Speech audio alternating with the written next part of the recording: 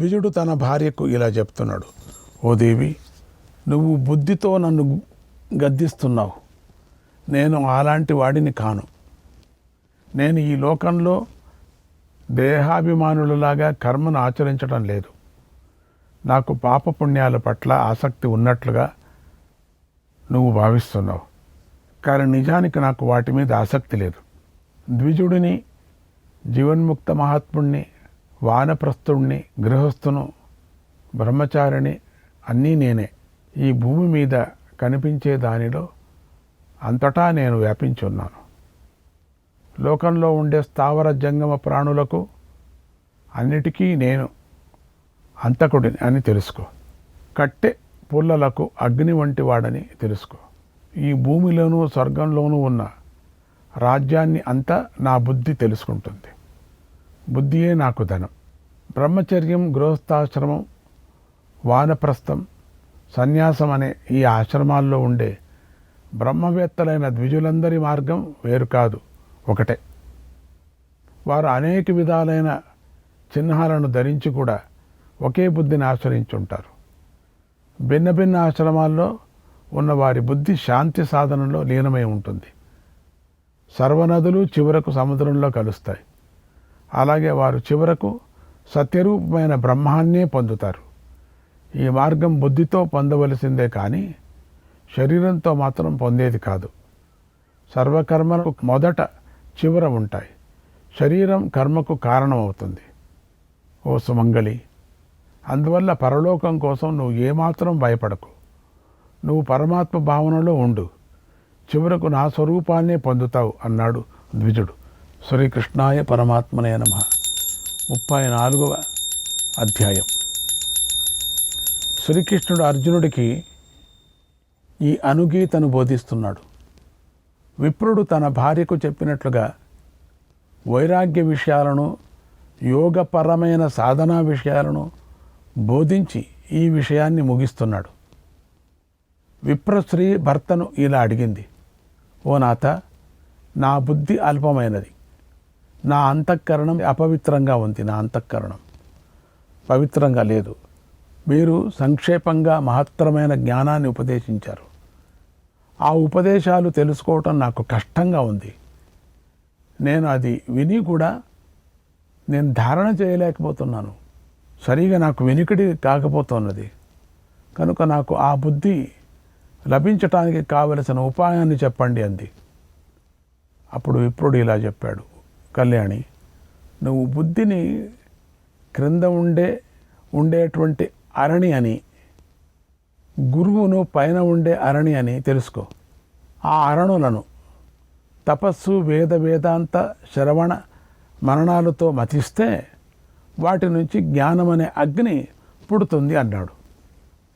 రాచుకున్నప్పుడు గట్టిగా కింద ఒక పైన ఒకటి వేసి రాచుకున్నప్పుడు గురువు శిష్యుడుగా, అప్పుడు విప్రపత్ని ఇలా అంది, ఓ నాథ, క్షేత్రజ్ఞుడు అనే పేరుతో ప్రసిద్ధుడై శరీరం లోపల ఉండే జీవుణ్ణి బ్రహ్మస్వరూపం అంటారు కదా. జీవుడు బ్రహ్మ ఎలా అవుతాడు? అదెలా వీలవుతుంది?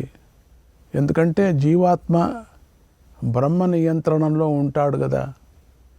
నియంత్రణలో ఉండేవాడు అలాగే అణగి ఉంటాడు, కానీ బ్రహ్మమేలా అయిపోతాడు అని అడిగింది.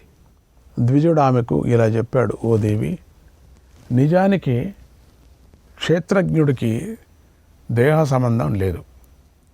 ఆయన నిర్గుణుడు, సగుణుడు, సాకారుడు కావటానికి ఏ కారణము కనిపించదు.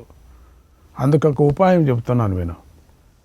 దానితో ఆయనను గ్రహించటానికి వీలు కావచ్చు, లేదా కాకపోవచ్చు. ఆ క్షేత్రజ్ఞుణ్ణి సాక్షాత్కరింపజేసుకోవటానికి మంచి ఉపాయం కనిపిస్తుంది. ఆయన చూడటం అనేటువంటి క్రియను విడిచిపెడితే తేనెటీగల వాసన ద్వారా తెలుసుకున్నట్లుగా స్వయంగానే ఆయన తెలియబడతాడు.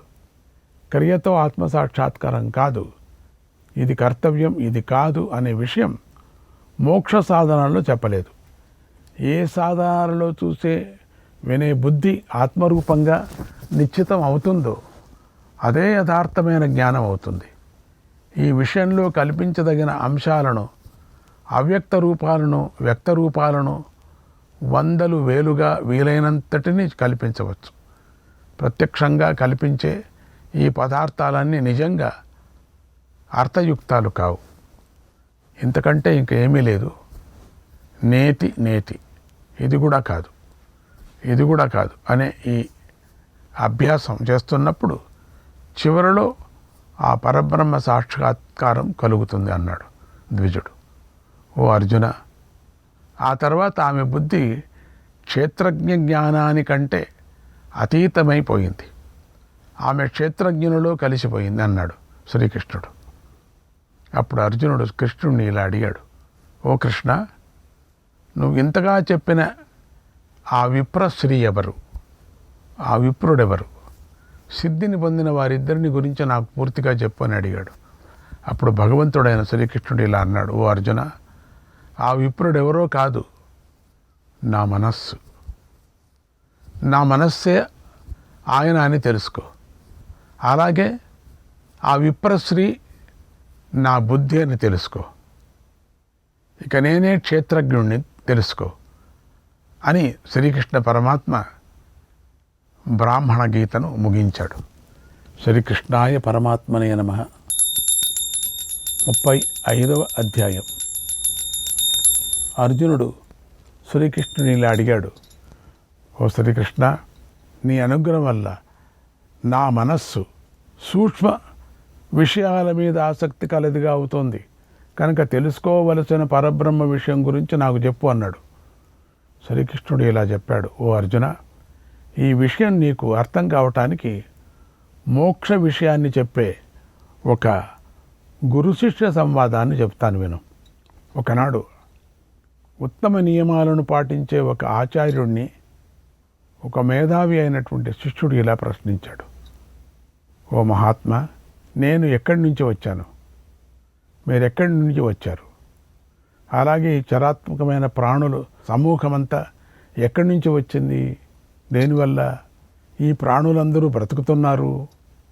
వాటి ఆయుస్సు ఎంత? సత్యం అంటే ఏమిటి? తపస్సు అంటే ఏమిటి? సత్పురుషులు చెప్పిన గుణాలు ఏమిటి? ఏ మార్గాలు శుభాన్ని కలిగిస్తాయి? సుఖం అంటే ఏమిటి? పాపం అంటే ఏమిటి? నాకు ఈ విషయాలు తెలుసుకోవాలని చాలా కుతూహలంగా ఉంది.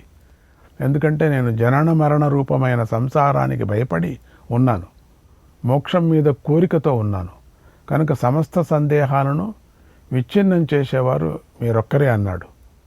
ఆ మాటలు విని గురువు ఇలా చెప్పాడు, నాయనా, నువ్వు అడిగిన ప్రశ్నలన్నిటికీ పూర్వం బ్రహ్మదేవుడు వేద విషయాలను ఆశ్రయించి సమాధానాలను చెప్పేశాడు. నీ ఈ ప్రశ్నలన్నిటికీ పరమార్థం చింతనమే సమాధానంగా ఉంది. జ్ఞానమే పరబ్రహ్మము, సన్యాసమే ఉత్తమ తపస్సు అని మాకు తెలుసు. జ్ఞానతత్వాన్ని నిశ్చయపూర్వకంగా తెలుసుకొని సమస్త ప్రాణులు తనలోనే ఉన్నాయని తెలుసుకునేవాడు సర్వవ్యాపకుడు. సంయోగ వియోగాలను, అనేకత్వాలను యథార్థంగా తెలుసుకున్న విద్వాంసుడు దుఃఖం నుంచి విముక్తుడవుతాడు. ఏ వస్తువును కోరనివాడు, ఏ విషయం గురించి మనస్సులో అభిమానం లేనివాడు ఈ లోకంలో ఉండి కూడా బ్రహ్మభావాన్ని పొందుతాడు. మాయను, సత్వము మొదలైన గుణాలను యథార్థంగా తెలుసుకున్నవాడు, సర్వభూతాల విధానం తెలిసినవాడు, అహంకార మమకారం లేనివాడు ముక్తుడవుతాడు. ఈ విషయంలో సందేహం లేదు. ఈ దేహం ఒక వృక్షం లాంటిది. అజ్ఞానం దీనిని మూలమైన బీజం వంటిది. బుద్ధి కాండం వంటిది. అహంకారం శాఖలు, ఇంద్రియాలు తొర్రలు, పంచమహాభూతాలు దీనికి విశేషమైన అవయవాలు. ఆ భూతాల విశేష భేదాలు చిరుకొమ్మలు. దీనికి ఎప్పుడు సంకల్పాలు అనే ఆకులు పుడుతూ ఉంటాయి. కర్మలు అనే పూలు పూస్తూ ఉంటాయి. శుభాశుభ కర్మల వల్ల కలిగే సుఖదుఖాదులే దానికి కాసే పండ్లు. ఈ విధంగా బ్రహ్మరూపమైన బీజం నుంచి వ్యక్తమై ప్రవాహ రూపంగా ఉండే దేహం అనే వృక్షం సమస్త ప్రాణుల బ్రతుకులకు ఆధారమై ఉంది. కనుక దీని తత్వాన్ని చక్కగా తెలుసుకోవాలి. దీనిని జ్ఞానం అనే ఉత్తమ ఖడ్గంతో ఖండించాలి. అలా ఖండించిన వాడు అమరుడవుతాడు. జనన మరణాల నుండి విముక్తుడవుతాడు. ఓ మేధావి, సనాతన జ్ఞాన విషయం జరిగింది, జరుగుతున్నది, జరగబోయేది అనే 3 రకాలు గలది. అది ధర్మాన్ని, అర్థాన్ని, కామాన్ని నిశ్చయిస్తుంది. సిద్ధులు సమూహాలు బాగా తెలుసుకున్నది. పూర్వకాలంలో నిర్ణీతమైన బుద్ధిమంతులు తెలుసుకొని సిద్ధులు అయ్యేది ఉత్తమమైనది అయి ఉంది. అది తెలిసిన విద్వాంసులు సిద్ధులవుతారు. పూర్వంలో ప్రజాపతి అయినటువంటి దక్షుడు, భరద్వాజుడు, గౌతముడు, శుక్రుడు, వశిష్ఠుడు, కశ్యపుడు, విశ్వామిత్రుడు, అత్రి అనే మహర్షులు అంతటా సంచరిస్తూ బాగా అలసిపోయారు. అప్పుడు అందరూ కలిసి తమలో తాము మాట్లాడుకుంటూ చాలా వృద్ధుడైన అంగీరసుడనే మునిని ముందుంచుకొని సత్యలోకానికి వెళ్ళారు. అక్కడ అందరూ బ్రహ్మదేవుణ్ణి దర్శించారు. ఆయనకు నమస్కారం చేశారు. వినయంగా ఇలా అడిగారు, భగవంతుడా, శ్రేష్ఠ కర్మను ఎలా చేయాలి? పాపం నుంచి ఎలా ముక్తులు కావాలి? ఏ మార్గాలు మాకు మేలు కలిగిస్తాయి? సత్యం అంటే ఏమిటి? పాపం అంటే ఏమిటి? మానవుడు దక్షిణాయనం, ఉత్తరాయణం అనే గతులను పొందే 2 కర్మ మార్గాలేవి? ప్రళయము, మోక్షం అంటే ఏమిటి? ప్రాణులు జనన మరణాలంటే ఏమిటి అని అడిగాడు. అప్పుడు బ్రహ్మదేవుడు ఇలా చెప్తాడు, మహర్షులారా, చరాచర జీవులన్నీ సత్యరూపుడై పరమాత్మ నుండే జన్మించాయి. అవి తపోరూపమైన కర్మతో జీవిస్తున్నాయి. అవి తమకు కారణరూపమైన బ్రహ్మదేవుణ్ణి మరచి తమ కర్మానుసారంగా రావటం పోవటం అనే చక్రంలో తిరుగుతూనే ఉన్నాయి. గుణాలతో కూడి ఉన్న సత్యమే పంచలక్షణాలు కలదని చెప్పారు. బ్రహ్మ సత్యం, తపస్సు సత్యం, ప్రజాపతి కూడా సత్యస్వరూపమే. సత్యం నుంచే సమస్త ప్రాణులు జన్మించాయి. ఈ భౌతిక జగత్తు కూడా సత్యమే. కనుక సత్యాన్ని సేవించే ద్విజులు మాత్రమే ఎప్పుడూ యోగపారాయణులై ఉంటారు. కోపాన్ని, సంతాపాన్ని అతిక్రమిస్తారు. నియమాలను పాటిస్తూ ఉంటారు. అటువంటి వారే సత్యాన్ని ఆశ్రయిస్తారు. పరస్పర నియమాలతో ఉంచుకునేవారు, ధర్మ మర్యాద ప్రవర్తకులు, విద్వాంసులు అయిన విప్రులకు లోకానికి క్షేమం కలిగించే సనాతనమైన ధర్మాన్ని ఉపదేశిస్తారు. అలాగే వర్ణాశ్రమాలకు ప్రత్యేకంగా ఉన్న 4 విద్యలను కూడా చెబుతాను. మేధావులైన విద్వాంసులు 4 పాదాలు గల ధర్మం నిత్యమని చెబుతున్నారు. పూర్వకాలంలో మేధావులైన వారు ఆశ్రయించిన బ్రహ్మభావానికి సునిశ్చిత సాధనమైనది, పరమమంగళకరమైనది, శుభంకరమైనదైన మార్గాన్ని మీకు ఉపదేశిస్తాను. ఏకాగ్రత చిత్తులై మీరు వినండి. ఆశ్రమాలలో బ్రహ్మచర్యమే ప్రథమాశ్రమం, గృహస్థాశ్రమం 2వది, 3వది వానప్రస్థం, దాని తర్వాతది సన్యాసాశ్రమం. కాబట్టి ఇది పరమ పద రూపం. ఆధ్యాత్మ జ్ఞానం కలగనంత వరకు మానవుడు జ్యోతిని, ఆకాశాన్ని, సూర్యుడిని, ఇంద్రుణ్ణి, ప్రజాపతిని చూస్తూ ఉంటాడు. కాబట్టి మొదట ఆత్మజ్ఞానాన్ని తగిన ఉపాయం చెబుతున్నాను వినండి. విప్రులు, క్షత్రియులు, వైశ్యులు అనే వారికి వానప్రస్థాశ్రమం చెప్పబడింది.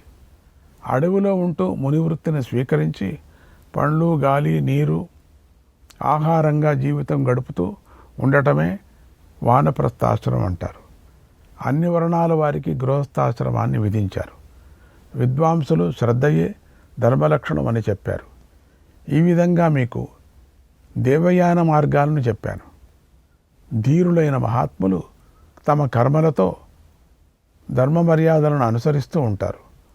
ఉత్తమ వ్రతాన్ని ఆశ్రయించి ఈ ధర్మాలలో ఏ ఒక్కదానినైనా దృఢంగా ఆచరించేవాడు కాలక్రమేణా ప్రాణుల జనన మరణాలను ప్రత్యక్షంగా చూస్తాడు. అవ్యక్త ప్రకృతి, మహాతత్వం, అహంకారం, దశేంద్రియాల మనస్సు, పంచమహాభూతాలు, వాటి విశేష గుణాలైన శబ్దాదులనే ఈ 24 తత్వాలు, మొదటి సనాతన సృష్టి, ఇవి కాక జీవాత్మ ఒకటి, మొత్తం కలిపి 25 తత్వాలు అనే సాంఖ్య చెప్పారు. ఈ తత్వాలు ఉత్పత్తి, నాశముల గురించి చక్కగా తెలుసుకునే వాడినే సకల ప్రాణుల్లోనూ ధీరుడు అని అంటారు.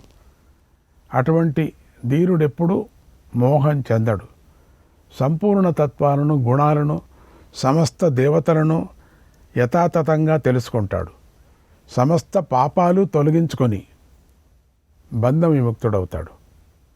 సమస్త దివ్యలోక సుఖాన్ని అనుభవిస్తాడు అన్నాడు బ్రహ్మదేవుడు.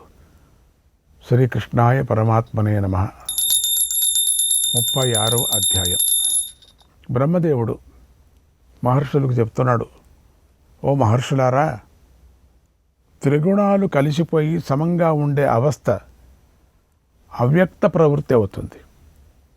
3 గుణాలలో విషమత్వం ఏర్పడినప్పుడు అవి పంచభూత రూపాలు ధరిస్తాయి. వాటి వల్ల 9 వాకిళ్ళు గల పుర నిర్మాణం జరుగుతుంది. అదే శరీరం. 9 వాకిళ్ళు, నగరం నారాయణ నగరం, నరాలు ఉండే నగరం నారాయణ నగరం. ఈ శరీరంలో జీవాత్మను విషయాల మీదకి ప్రేరేపించే మనస్సుతో కూడా కలిసి 11 ఇంద్రియాలు ఉన్నాయి. బుద్ధి ఈ నగరానికి ప్రభువు. 11వది మనస్సు. అది 10 ఇంద్రియాల కంటే శ్రేష్టమైనది. దానిలో చిత్తం అనే నదీ ప్రవాహాలు 3 ఉన్నాయి. ఆ 3 గుణమయాలైన నాడుల ద్వారా చాలాసార్లు నిండుతూ ప్రవహిస్తూ ఉంటాయి. తమస్సు, రజస్సు, సత్వం అని ఈ 3 గుణాలను చెప్తారు. ఇవి ఒకదానితో ఒకటి ప్రతిద్వంద్వులు, పరస్పరం ఆశ్రయించుంటాయి. ఒకదాని సహాయంతో ఇంకొకటి నిలుస్తుంది. ఒకదానిని ఒకటి అనుసరిస్తూ ఉంటుంది. పరస్పరం కలుస్తూ ఉంటాయి. పంచభూతాలు త్రిగుణాత్మకాలు. తమస్సుకు సత్వం విరోధి, సత్వానికి రజస్ విరోధి, రజోగుణానికి సత్వగుణం శత్రువు, సత్వగుణం తమోగుణం శత్రువులు. తమోగుణాన్ని నిరోధిస్తే రజోగుణం ప్రవర్తిస్తుంది. రజోగుణాన్ని నిరోధిస్తే అక్కడ సత్వగుణం ప్రవర్తిస్తుంది కూడా. తమస్సు అంధకార రూపం, త్రిగుణమయం అని తెలుసుకోవాలి. దీనికి మోహం అని పేరు. అది అధర్మ లక్షణం. ఇది పాపాలు చేసేవారిలో తప్పకుండా ఉంటుంది. ఈ తమోగుణ రూపం ఇతర గుణాలతో కలిసి కూడా కనిపిస్తూ ఉంటుంది. రజోగుణాన్ని ప్రకృతి రూపం అని చెబుతారు. ఇది సృష్టి ఉత్పత్తికి కారణమవుతుంది. సర్వభూతాలలోనూ దీని ప్రవృత్తి కనిపిస్తుంది. ఈ కనిపించే జగత్తంతా దాని స్వరూపమే అయి ఉంది. ఉత్పత్తి ప్రవృత్తులు దీని లక్షణాలై ఉన్నాయి. అన్ని భూతాలలోనూ ప్రకాశం, లఘుత్వం, గర్వం లేకపోవటం, శ్రద్ధ అనేవి సత్వగుణ రూపాలు. గర్వం లేకపోవటాన్ని గొప్పవారు ప్రశంసిస్తారు కూడా. మోహం, అజ్ఞానం, త్యాగం లేకపోవటం, కర్తవ్యాన్ని నిర్ణయించుకోలేకపోవటం, నిద్ర, గర్వం, భయం, లోభం, మంచి పనులలో లోపాలు చూడటం, అతిమరుపు, జరగబోయే పరిణామాన్ని ఆలోచించకపోవటం, నాస్తికత్వం, చెడు నడత, మంచి చెడులు తెలియకపోవటం, ఇంద్రియాలు శిథిలం కావటం, హింసాదులైన దోషాలన్నీ ప్రవర్తించటం, చేయదగిన దానిని చేయకూడనిదిగాను, అజ్ఞానాన్ని జ్ఞానంగాను భావించటం, శత్రుత్వం, పనిలో మనస్సు పెట్టుకుపోవటం అంటే అశ్రద్ధ, మూర్ఖపు ఆలోచన, కుటిలత్వం, తెలివి తక్కువతనం, పాపం చేయటం, అజ్ఞానం, సోమరితనం మొదలైన వాటి వల్ల భక్తిభావం లేకపోవటం, ఇంద్రియ జయం లేకపోవటం, నీచ కర్మలలో ఆసక్తి కలిగి ఉండటం అనే ఈ దుర్గుణాలు అన్నీ తమోగుణ కార్యాలు అని తెలుసుకోవాలి. ఇవే కాకుండా లోకంలో నిషిద్ధాలైన భావాలు అన్నీ తమోగుణాలనే పేరుతోనే ఉన్నాయి. దేవతలను, ద్విజులను, వేదాలను ఎల్లప్పుడూ నిందించటం, దానం చేయకపోవటం, అభిమానం, మోహం, కోపం. శ్రీకృష్ణాయ పరమాత్మనే నమః.